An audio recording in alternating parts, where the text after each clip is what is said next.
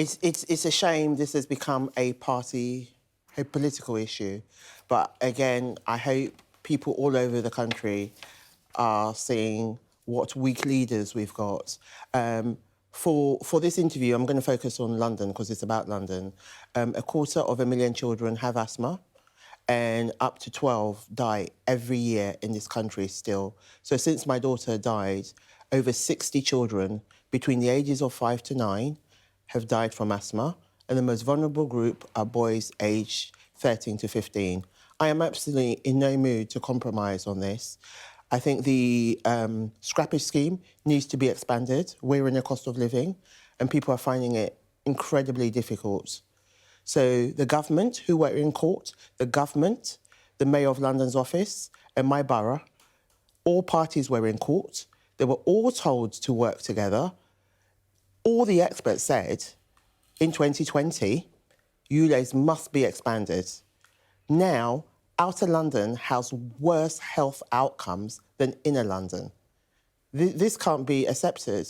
And we're coming into September, and I think it's the second week in September has got the highest asthma admission rates in the country. And I pray no child will lose their life. It is the week after children go back to school. This is a matter of life and death.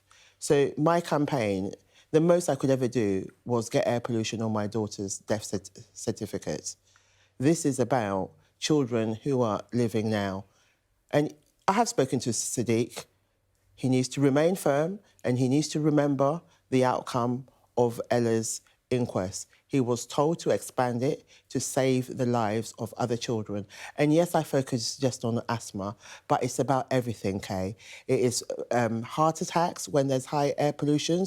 20% of strokes now are down to air pollution. 30% of lung cancer cases now, since I was last here, is now down to air pollution within non-smokers. This is not an environmental issue, my message to Mr. Sunak. This is a health issue, and I've been campaigning and asking the government for a public health campaign to tell the nation how bad the air is and the impact it is having on us. And I have failed because they obviously haven't listened. What would you say to Sir Keir Starmer, who is questioning whether ULEZ should be expanded? It could be an election issue for him. Let me take a deep breath. Keir Starmer went to a cricket match and he met a respiratory consultant who showed him X-rays of someone with lung cancer, and it was down to air pollution. And he was on board 2 weeks ago. He's wobbling, isn't he? Keir tells us he's going to bring in a new Clean Air Act. How are you going to bring in a new Clean Air Act if you're wobbling over ULEZ? That tells me he hasn't been listening to the Chief Medical Officer, Kay, whose last year's report was on air pollution and health. I advise Mr. Sunak and Mr. Starmer and Mr. Davey to all read that report.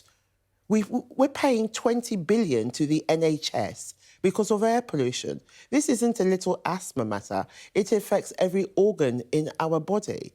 And I can't believe they're playing politics with it when this is about health. I might get my facts wrong, but I'm sure the waiting list is about 7.3 million. Yes. Unless they clean up the air, people are going to continue to get ill. It doesn't matter how many doctors or nurses they employ. This is about prevention. Some people are living longer, and now, even in dementia patients, there are black carbon on their brains. Pregnant women in the placenta, there are black carbon from emissions. They need to stop with the politics. And what would you say to Sir Keir Starmer if he said, I need to pause this just for now until I'm in power and then I can do more?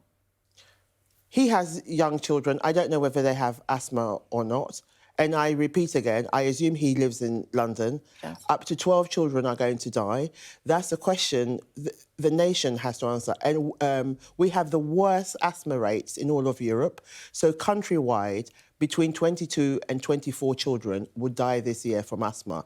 12 of those come from London. And I am really sorry I kept on focusing on London, but because you asked me about ULEZ, 1.1 million children in this country have asthma, Kay, and it's the #1 reason why children miss their education in this country. It affects everyone's life. There are children right now in hospital on nebulizers as I speak, and it's going to get hotter. And they are going to struggle to breathe over this summer. So that's why I understand the cost of living. You know, I am, you know, where I am with that. I wouldn't say, you know, I'm extremely wealthy. No. So we are all impacted by it. But this, to me, is about life and death. And for the children in outer London who have emailed me and said to me, oh, please don't stop campaigning for us. I am not. This is about you too. This is about, and we hope the judge comes back favourably this week. But he's not, can I be very clear to people? The judge isn't deciding on a public health issue because there's so much evidence. He's deciding on a point of law and whether the mayor took the right processes. So I'm keeping my fingers crossed that he actually did do the right processes. Okay. Rosamund, sadly we're out of time. That's okay, Kay. Let's see what happens with the judge, and we'll look forward to chatting to you again. Thank you for having me on.